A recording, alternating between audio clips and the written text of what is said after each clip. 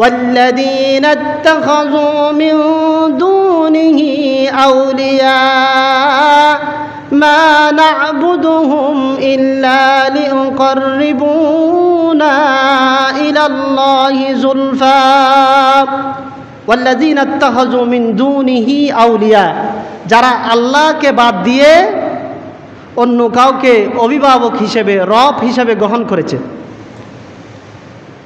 والذين اتخذوا من دونه أولياء আউলিয়া শব্দের অর্থ হলো অভিভাবক। যারা আল্লাহ তাআলাকে বাদ দিয়ে অপর কাউকে কি ইবাদতে শরীক করেছে, তারা বলে ইল্লা লিউকাররিবুনা ইলাল্লাহি যুলফা, আমরা তো আল্লাহ তাআলাকে রব মানি। আমরা কি মানি? আল্লাহ তাআলাকে রব মানি। তাদের ইবাদত করি যে কি জন্য?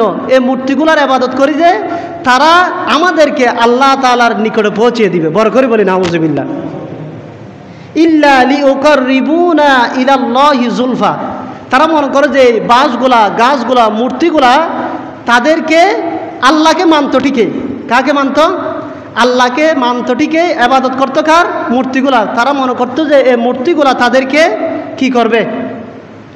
আল্লাহ তাআলার কাছে তাদের জন্য সুপারিশ করবে।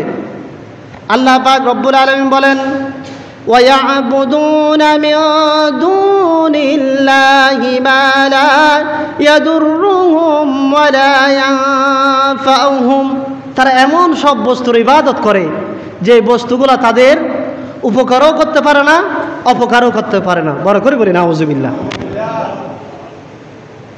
তারা আরো বলতো যে আমরা তাদের ইবাদত কি জন্য করি? وَيَقُولُونَ هَؤُلَاءِ شُفَعَاؤُنَا عِندَ اللَّهِ, এই মূর্তিগুলা আমাদের জন্য আল্লাহ তাআলার কাছে সুপারিশ করবে। এটা হলো তাদের মুশরিকদের চিন্তা চেতনা। তারা বলতো যে এই মূর্তিগুলা, এই বাঁশগুলা, এই গাছগুলা আল্লাহ তাআলার কাছে আমাদের জন্য কি করবে? সুপারিশ করবে। কিন্তু এগুলা যে কোনো শক্তি নাই, এগুলা নিজেও কারো উপকার করতে পারে না, এগুলা থেকে কেউ উপকৃত হয় না। কে বলতেছেন? আল্লাহ পাক রব্বুল আলামিন বলতেছেন।